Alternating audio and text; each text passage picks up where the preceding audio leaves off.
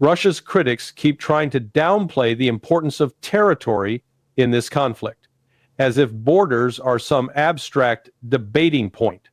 They are not. In September 2022, Russia held referenda in Zaporozhye, Kherson, Donetsk, and Luhansk. The people there voted overwhelmingly to leave Ukraine and to join the Russian Federation. From that moment, those regions were not occupied territories in Moscow's eyes. They became federal subjects of Russia with constitutional status. That matters. It means that Vladimir Putin no longer has the legal authority or the political space to bargain them away. Expecting him to do so is like imagining an American president could simply decide, you know what? I don't like Alaska and Hawaii anymore. Let's just give them away. It's absurd on its face. Russia's leadership understands this. If Putin were to stand up domestically and say, I know what I promised, but if we surrender these regions, we can end the war, he would be violating Russia's own constitution and the will of the people who voted to join Russia. That would not just be politically unpopular, it would be grounds for him to be removed. The idea that Moscow will simply hand those territories back to Kiev to make Washington or Brussels feel better is a fantasy.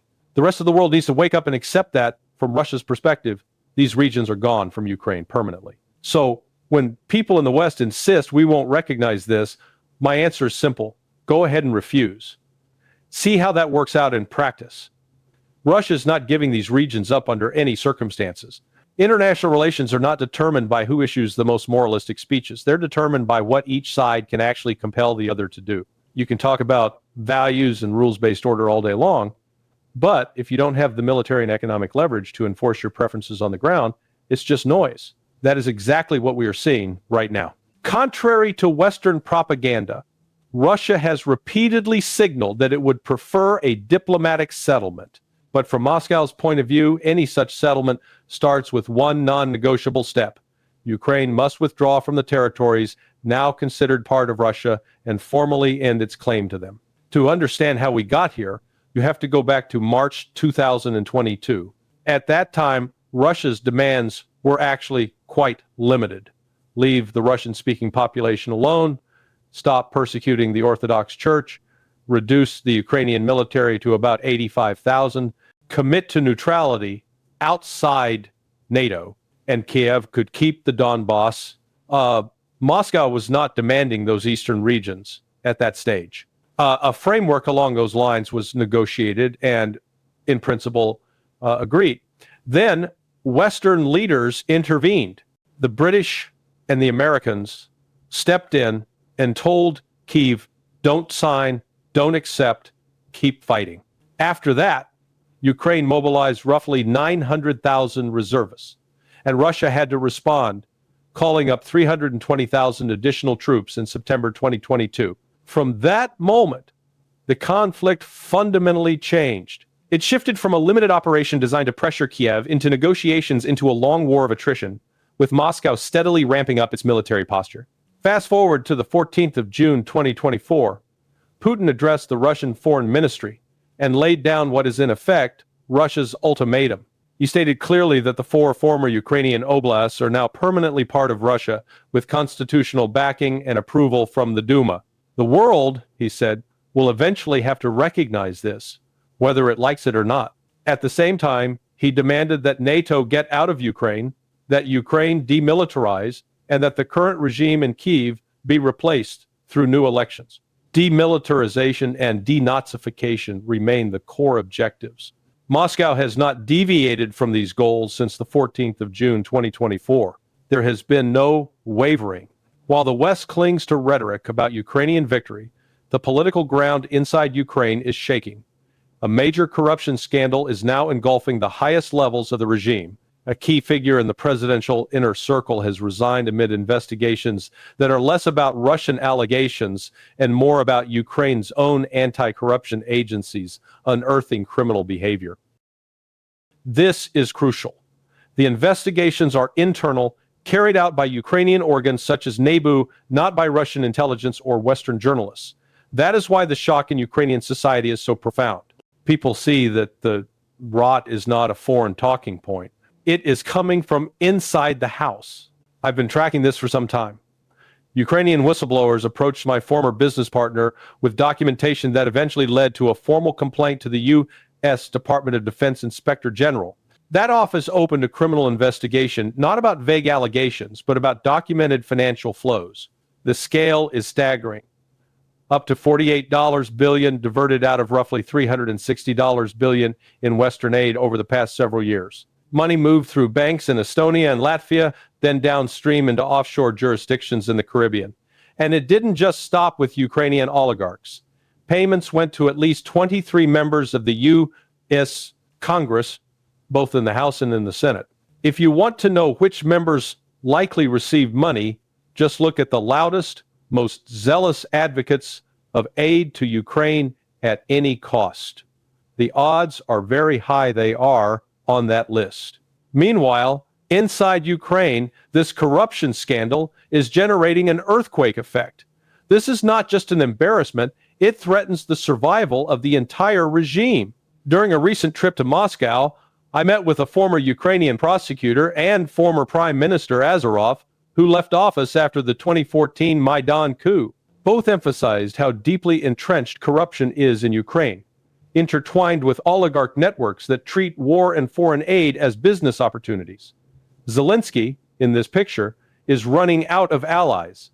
He is increasingly dependent on European politicians to save him. There is a serious possibility that some of these corruption revelations are being selectively leaked by Western actors themselves as a way to create political cover to eventually walk away from Kiev.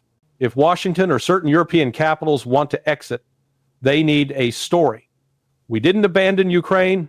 We were betrayed by a corrupt regime that stole taxpayer money. Is a convenient narrative. So you leak a mere $100 million scandal, even though it is pocket change compared to the larger $48 billion being investigated. And you start preparing public opinion to accept that this whole adventure was a mistake. If that is what's happening, it explains why, even as some U.S. officials quietly look for an off-ramp, others, like certain retired generals and professional pundits, are still out there insisting that Russia is losing.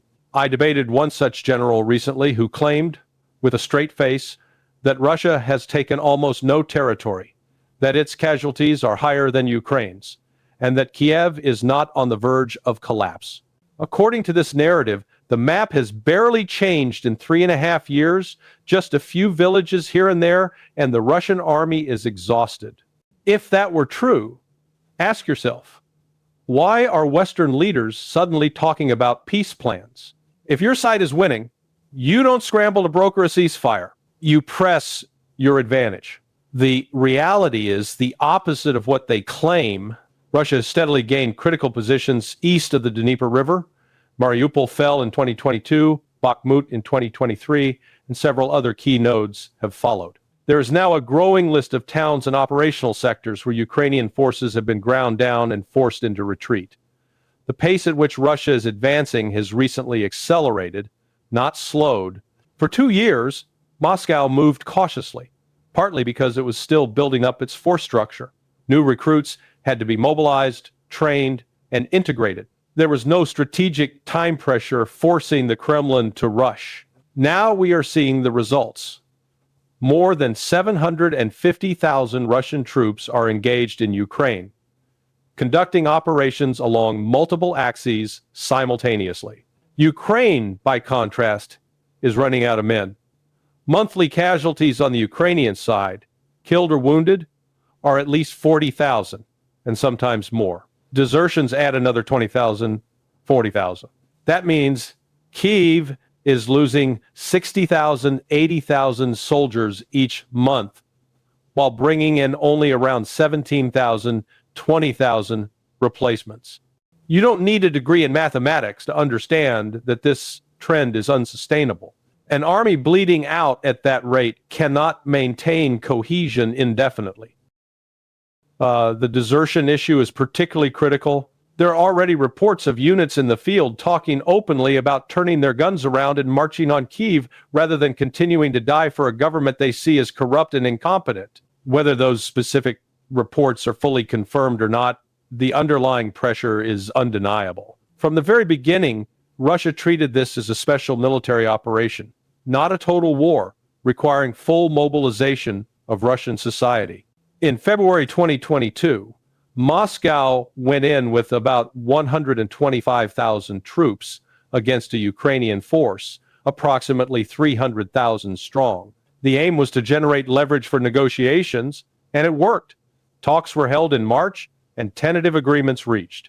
It was the West that torpedoed those talks and pushed Kiev to mobilize 900,000 reservists.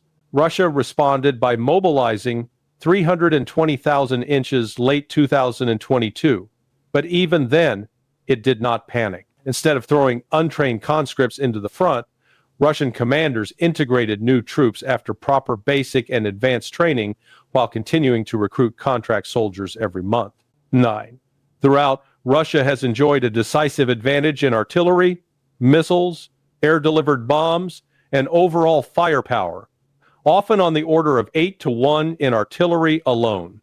That disparity has translated into catastrophic Ukrainian casualties. Western commentators who claim Russia can't advance because they haven't seized all of Ukraine are badly misrepresenting Moscow's goal. Russia is not trying to occupy the entire country, especially not the areas west of the Dnieper. The comparison these commentators like to use, look how little land they've taken compared to the whole of Ukraine, is deliberately misleading. The relevant question is what has happened in the zones Russia actually cares about. The east and south, the industrial and logistical heartland that matters most for the balance of power. Then comes the argument that Russia can't even defeat one little country.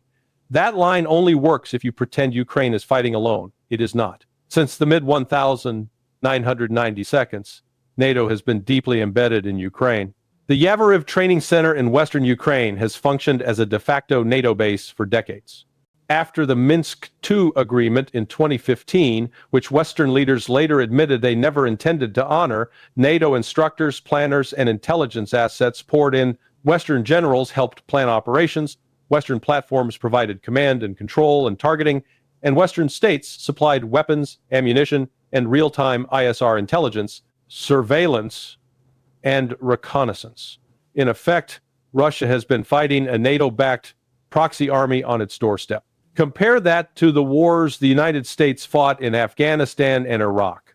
American forces, with all their technological advantages, were unable to subdue insurgents armed with little more than rifles, RPGs, and IEDs.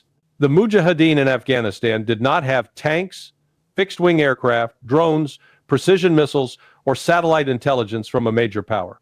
Yet they fought the U.S. and its allies to a standstill. Russia, by contrast, is steadily grinding down a NATO-equipped Ukrainian force, and NATO's own stockpiles of artillery shells, missiles, and armor have been severely depleted. That's why you see panic in Western capitals. They know their warehouses are being emptied faster than industry can replenish them. Another revealing piece of the puzzle is the 28-point peace framework that has been floated.